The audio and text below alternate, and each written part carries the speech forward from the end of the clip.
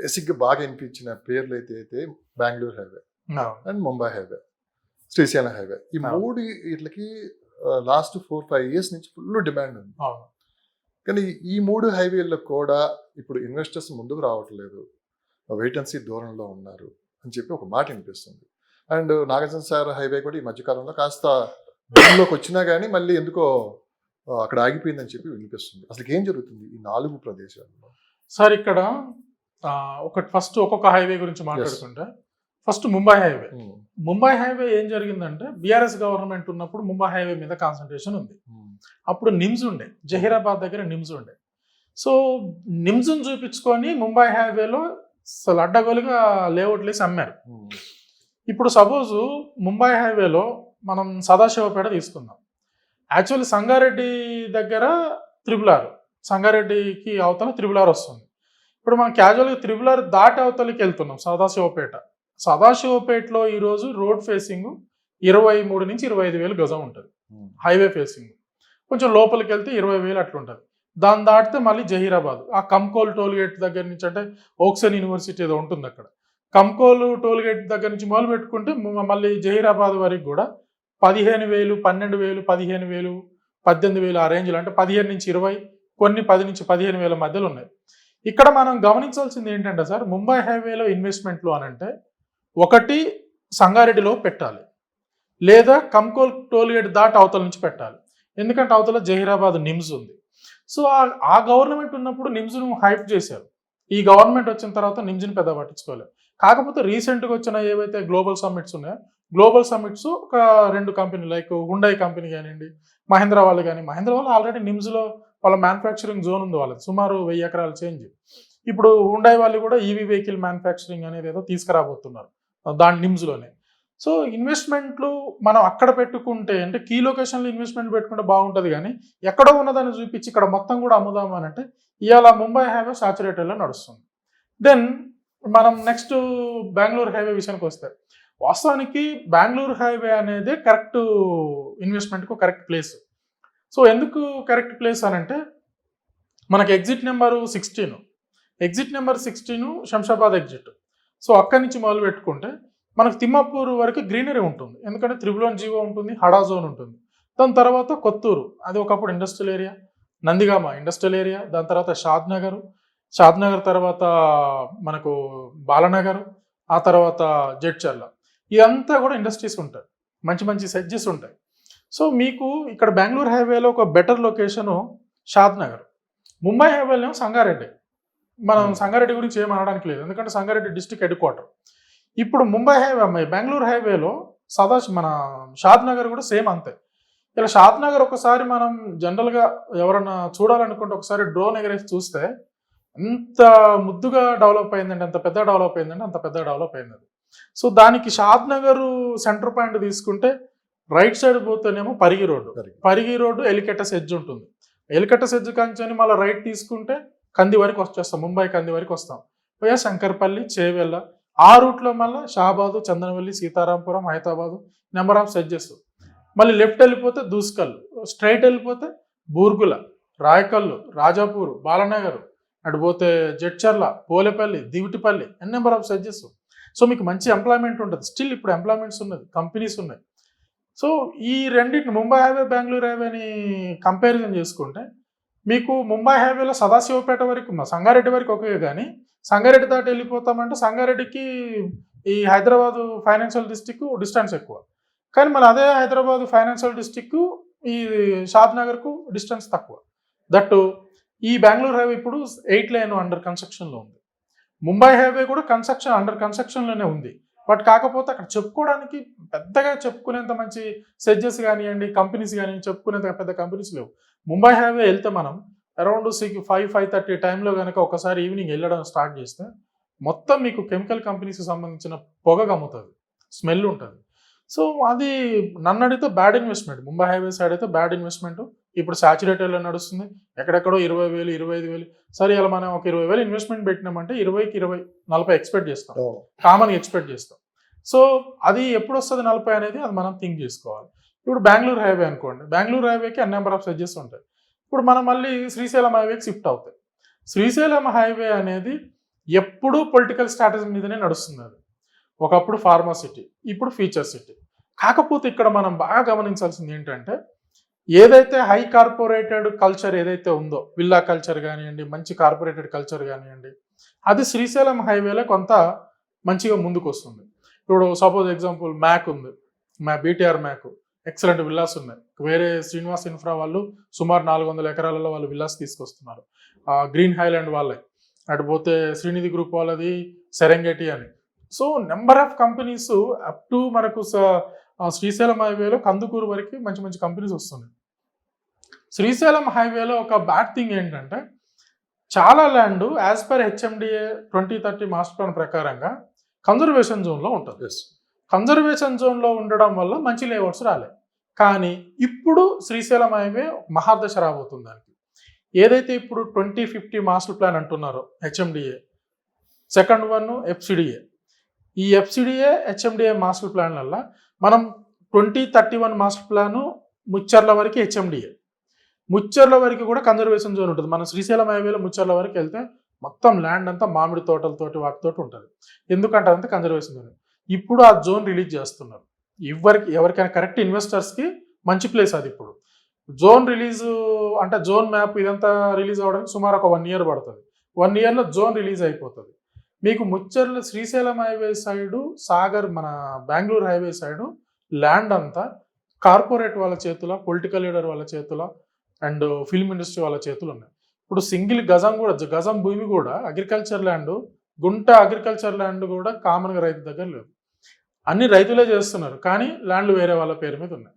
రేపు ఈ zone release అయిపోతే మంచి మంచి లేఅవుట్లు పడిపోతాయి. ఆ టైంకి ప్రైజులు హైక్ అవుతాయి. ఈ టైంలో తీసి పెట్టుకుంటే ఆ టైం కల్లా మీకు మంచి అప్రిషియేషన్స్ వస్తాయి. ఇక సాగర్ హైవే విషయానికి వచ్చేస్తే సార్, భవిష్యత్ అంతా కూడా నాకు తెలిసి ఇప్పుడు ఒక 5 సంవత్సరాలు Mumbai highway, Bengaluru highway, Srisailam highway ఇవి నడిచిన ఒక 5 సంవత్సరాల తర్వాత ల్యాండ్ కావాల్సి వస్తుంది, కానీ ఇన్వెస్ట్మెంట్ పెట్టుకునే ప్లేసులు దొరకవు. ఆ టైంలో ఏకైక లొకేషన్ దొరికేది సాగర్ హైవే. సాగర్ హైవేలో చాలా మందికి తెలియదు, సాగర్ హైవే ఇబ్రహీంపట్నం వరకు కూడా సిటీ కనెక్ట్ అయి ఉంటుంది. ఇబ్రహీంపట్నం వరకు ఉంటుంది. ఇబ్రహీంపట్నం తర్వాత ఆగపల్లి, గుంగల్లు, ఈ గ్యాప్ ఒకటి ఫారెస్ట్ ఉంటుంది. ఆ తర్వాత మళ్ళీ యాచారం. ఇప్పుడు మీకు రానున్న రోజుల్లో ఈ ఫీచర్ సిటీ కానివ్వండి, రేపు గవర్నమెంట్ మారి ఒకవేళ కేసీఆర్ వచ్చిన ఫార్మా సిటీ కానివ్వండి, ఏదైనా అక్కడ డెవలప్ అవుతుంది.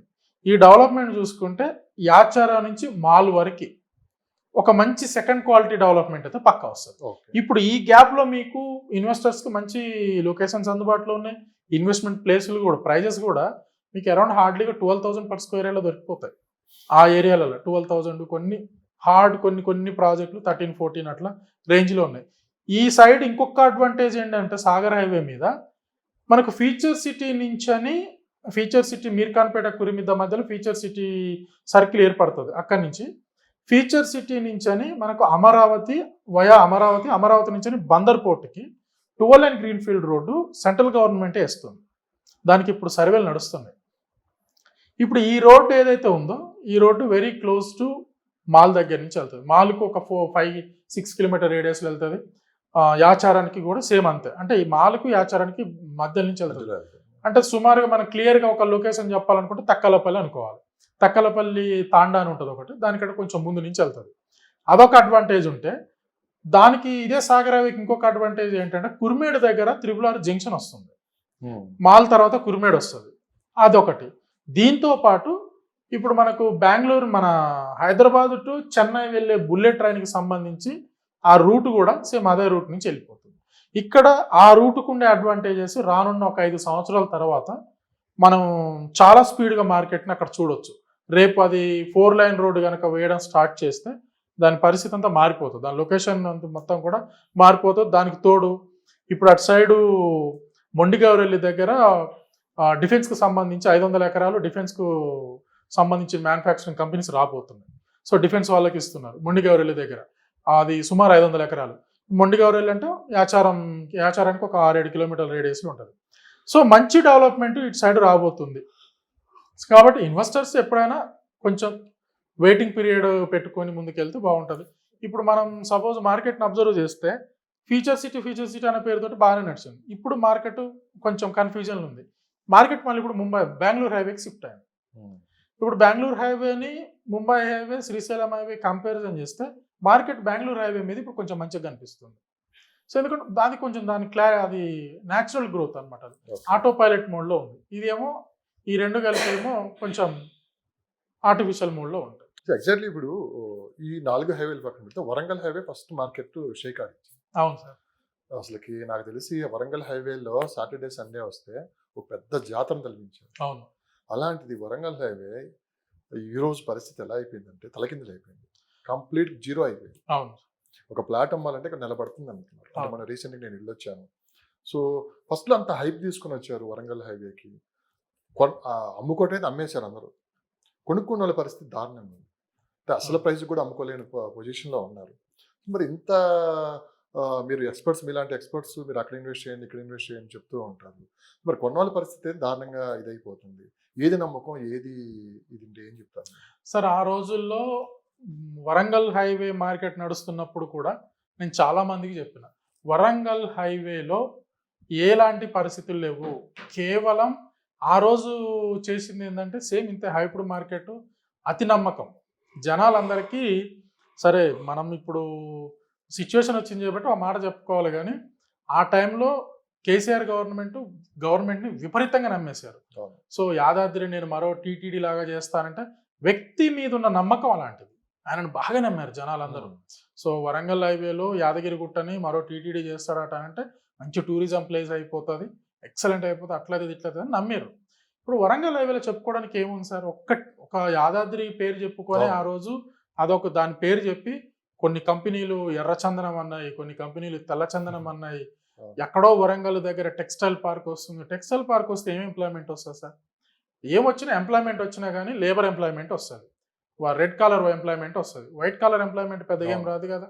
సో అతి నమ్మకంతో ఆ రోజు జరిగిన పెద్ద మిస్టేక్ ఏంటంటే అతి నమ్మకంతో జనాలందరూ మరి జరుగుతుంది, ఏదో పెద్ద జరుగుతుంది అని చెప్పేసి తొందరపడ్డారు. ఆ రోజు కూడా నేను కస్టమర్స్కి ఇదే చెప్పాను, నన్ను అప్రోచ్ అయిన కస్టమర్స్కి, గవర్నమెంట్ ఇప్పటికీ తీసుకున్న పాలసీలలో ఎంప్లాయ్మెంట్ క్రియేట్ అయ్యే కంపెనీస్ ఏం కనపడట్లే, ఆ పాలసీ ఏం కనిపించట్లే, ఓన్లీ దేవాలయాన్ని మాత్రమే డెవలప్ చేస్తా అంటున్నారు. దేవాలయం డెవలప్మెంట్ అయినంత మాత్రాన మనకేమైనా బెనిఫిట్ ఉంటుందా? అదొకటి ఆలోచించుకోండి వద్దు అని చాలామంది చెప్పినాం ఆ రోజుల్లో. కొంతమంది మనల్ని నమ్మి ఆ టైంలో మనం ఎలా చెప్తే అలా ముందుకెళ్ళిన వాళ్ళు ఉన్నారు. చాలామందికి ఆ టైంలో మనం బెంగళూరు హైవేలో, కొందరికి ముంబై హైవేలో కూడా ఇప్పించడం జరిగింది. ఇలా బెంగళూరు హైవేలో ఆ రోజుల్లో ఇప్పించిన వాళ్ళు ఈరోజు వాళ్ళకి ట్రిపుల్ అప్రిషియేషన్ వచ్చింది. ఆ రోజుల్లో నేను ఆ టైంలో ఇప్పించినప్పుడు గజం 10,000కి ఇప్పించేసి, ఇప్పుడు 25,000 గజం రీసేల్ నడుస్తున్నాయి, 25,000 గజం. సో ఇప్పుడు వరంగల్ హైవే అనేది మహా అయితే గట్కేసర్ వరకు ప్లాన్ చేసుకోవచ్చు, ఆ తర్వాత చెప్పుకోవడానికి ఏం లేదు సార్. వరంగల్ హైవే అంటే చెప్పుకోవడానికి పెద్దగా అయితే ఏం లేదు. మనం ఇన్వెస్ట్మెంట్ చేస్తున్నామంటేనే అక్కడ ఏదో కంపెనీ వస్తానో ఏదన్నా పాలసీ వస్తానో దానికి సంబంధించి దాన్ని నమ్మి మనం పెట్టుకోవచ్చు. రేపు ఇప్పుడు ఫీచర్ సిటీ ఉన్నది, కొంతమంది కనిపిస్తుంది, మరి శ్రీశైలం హైవేలో ఎందుకు ఇన్వెస్ట్ చేయాలంటే future city or pharma city, ఏదో ఒక సిటీ డెవలప్ అవుతుంది, ఏదో ఒకటైతే డెవలప్ అవుతుంది. కేసీఆర్ అయినా రేవంత్ రెడ్డి అయినా 14,000 ఎకరాల గవర్నమెంట్ ల్యాండ్ ఉంది, ఏ గవర్నమెంట్ వచ్చినా దాన్ని వాడాల్సిందే, చేయాల్సిందే. ఇప్పుడు కాకపోతే ఇంకా 4 రోజులకి అవుతుంది. కానీ వరంగల్ హైవే మీద ఎలాంటి పాలసీలు ఏమన్నంటే టెక్స్టైల్ పార్క్ మీద ఏమొస్తుంది మనకి? ఏం పెద్దగా వచ్చాయి, ఏముండవు. సో వరంగల్ హైవే ఇప్పటికీ కొన్ని కంపెనీలలో రీసేల్ నడుస్తున్నది. ఒకప్పుడు 8,000 కొనుక్కున్న వాళ్ళు ఈరోజు 4,000 అమ్ముకుంటున్నారు, 5,000 అమ్ముకుంటున్నారు. సో కొన్ని ప్రాజెక్టులలో ఇప్పుడున్న సిచ్యువేషన్లలో వరంగల్ హైవేలనే కొనాలి అనుకుంటే కనుక భువనగిరి ఏరియాలో కొంచెం ప్లాన్ చేసుకోవచ్చు. ఎందుకంటే అక్కడ భువనగిరి కాడ రాయగిరి అని ఉంటుంది, అక్కడి నుంచి త్రిబులార్ వెళ్తుంది. ఇది నేషనల్ హైవే కాబట్టి, వరంగల్ హైవే నేషనల్ హైవే కాబట్టి అక్కడ ఒక జంక్షన్ పాయింట్ వస్తుంది. కొంత లిటిల్ బిట్ ఛాన్స్, ఒక 10 to 20% ఆ భువనగిరి ఏరియా మొత్తం కొంత అప్రిషియేషన్ ఇచ్చే అవకాశం అయితే ఉంటుంది. దాన్ని దాటి అవతలికి వెళ్ళాలి, నేను వరంగల్ హైవేలనే తీసుకుంటా, నాకు వేరే హైవేలు ఇష్టం లేదు, నాకు ఎక్కడ ఇష్టం లేదు, ఎందుకంటే నాది వరంగల్, నాది ఎక్కడో హన్మకొండ, ఇట్లా చెప్పేవాళ్ళు కొందరు ఉంటారు. మాది అటు సైడే, మాకు అట్లుంటే చాలు అనుకుంటే కొన్ని ప్రాజెక్టులు ఉన్నాయి. కంపెనీ పేరు కాదు కానీ కొన్ని కంపెనీస్ వాళ్ళు అప్పట్లో ఎర్రచందనం పేరుతో అమ్మారు. అప్పుడు ఎర్రచందనం వేరు, ఇప్పుడు ఎర్రచందనం వేరు. కొంచెం ఎదిగినాయి అవి. కాకపోతే మరి ఆ వుడ్ ఒకసారి కటింగ్ చేస్తే హార్డ్ వుడ్ ఎంత వచ్చింది, స్మూత్ వుడ్ ఎంత వచ్చిందో తెలుస్తుంది. బట్ సుమారుకి ఈ మధ్యకాలంలో వెళ్ళి చూసినా పర్వాలేదు, మంచి చాలా బాగా ఎదిగినాయి. సో తీసుకుంటే అటు సైడ్ ఒక 4,000 5,000 గజం 4-5 వేలలో మీకు ఏమైనా రీసేల్ వస్తుందంటే తీసి పెట్టుకోవచ్చు. ఎందుకంటే ఈ టైంలో మనం తీసి పెట్టుకుంటే మళ్ళీ ఒక 5 సంవత్సరాలు ఆగుతాం చేయబట్టి 4,000 తీసుకున్నాము, ఒక 5 సంవత్సరాలల్లో ఒక 6,000 7,000 వచ్చిందంటే అమ్మేసుకోవచ్చు ప్రశాంతంగా. సో వరంగల్ హైవే పరిస్థితి అది సార్.